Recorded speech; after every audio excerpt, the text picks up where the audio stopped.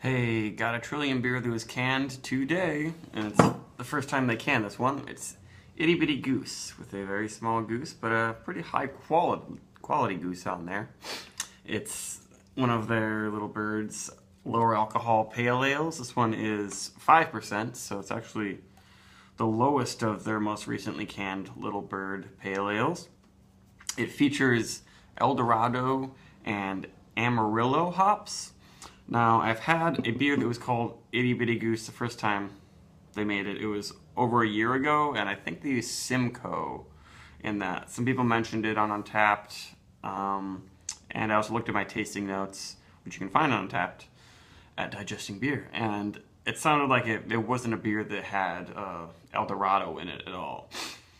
So it's kind of new, and it also features the Triticale grain, which is some hybrid of rye and wheat. And I guess has a deeper wheat flavor with a touch of spicy, grassy rye. And I think there's oats in this beer too. And without too much further ado,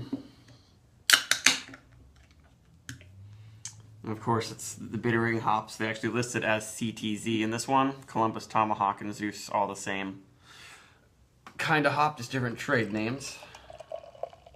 And looking pretty good.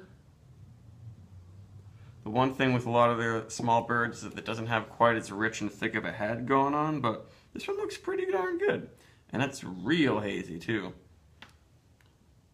Which a lot of their beers have ended up being quite hazy. I noticed with the cutting tiles and some of their newer, higher alcohol beers, sometimes they're a little bit less hazy, probably because they let them condition longer.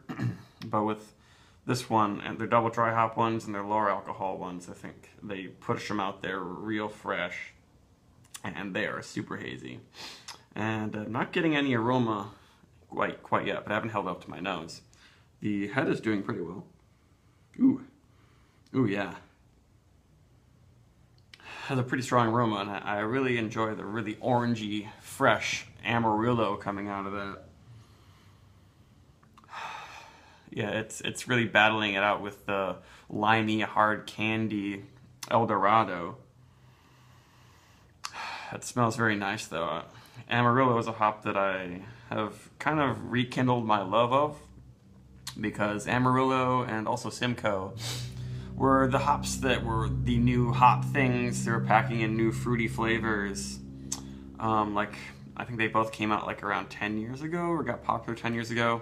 And then of course Citra and Mosaic came on the stage, and it was just like all tropical fruit flavors. This one is a little bit different. Yeah, it's got a lot of hard candy, just all sorts of Jolly Rancher flavors, except for maybe like green apple, but it's got watermelon, lime, orange, strawberry. And I don't know if I'm noticing too much interesting grainy aromas. Because with this Triticale, it's like, is it going to be exactly like rye? Is it going to be super weedy? It smells great though, but it's mostly just a sweet, fruity hop aroma. It's not even that spicy or green or herbaceous. Ooh. Oh, it gets really peppery and dry on the palate. Some of the small bird series, I perceive them as being super sweet, but this one, on the tongue, it's not so sweet. It dries out really quickly. And it gets, super peppery, and not like green pepper, but more like, soft, cracked pepper, white pepper. Yeah, now it's taking the aroma away from all the fruits that I smelled at first. But they're still there. Really light body, but this seems really dry.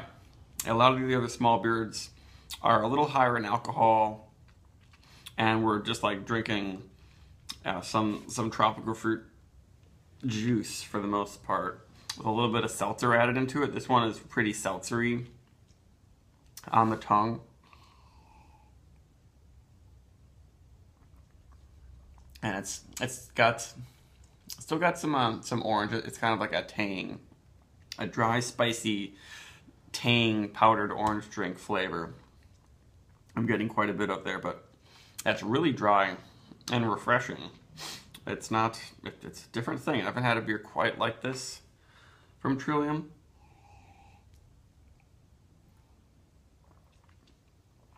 Definitely one that's very crushable. I think their only other pale that's lower alcohol than this is features Nelson. What is that one called? It's the fake Kolsch Spring. That's it. They call it a Kolsch, and it's like 4.9 or something. But that one has a lot of Nelson in the aroma. I don't remember exactly what it tastes like, but I remember liking that a lot. And this one is definitely up there. Yeah, it has a really nice fruity aroma, but then just gets so peppery and fast and flashes on your tongue, and now it's just fading away with a little bit of a savory, peppery thing. I'm not getting any like weird onion, garlic, or anything happening, or dank qualities. Pretty darn carbonated. And the head is dissipated, but it was a pretty good looking head.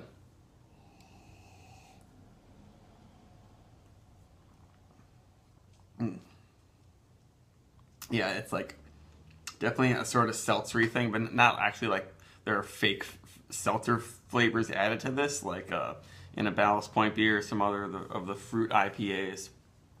It's more seltzery in the prickliness and dryness of the flavor, but it's building up quite a bit of bitterness, which is kind of surprising.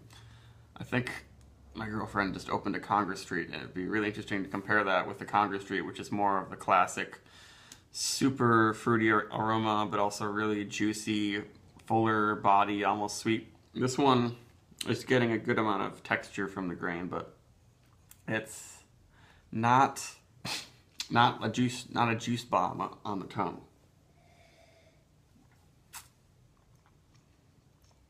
But there's nothing wrong with it. This is one that I wish they actually had released like in July or August, when I was wanting a Trillium beer that was really dry and refreshing, but they were releasing ones that like Skimpy Sparrow and other ones that were really good, but they seemed a lot sweeter.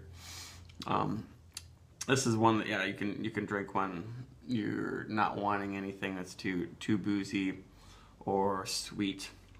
And the bitterness keeps building. I'll do like a 80, 84 for this one. It's just like a really well made sort of New England style pale ale. It's not taking the flavors and to a really crazy new level. It's really well done, and it serves a really great purpose, I think, for that Trillium hasn't really been doing very much. It's very much like a session IPA, I would say, which maybe Spring isn't as much because it's not as bitter. This one's got a lot of the hop aromatics, and it's got that bitter punch that you'd want from an IPA. So it's the closest thing that I think Trillium is made to a sort of session IPA, even though the whole idea of a session IPA is controversial and not really worth arguing too much about. So we'll do, 84 for Itty Bitty Goose. Goodbye.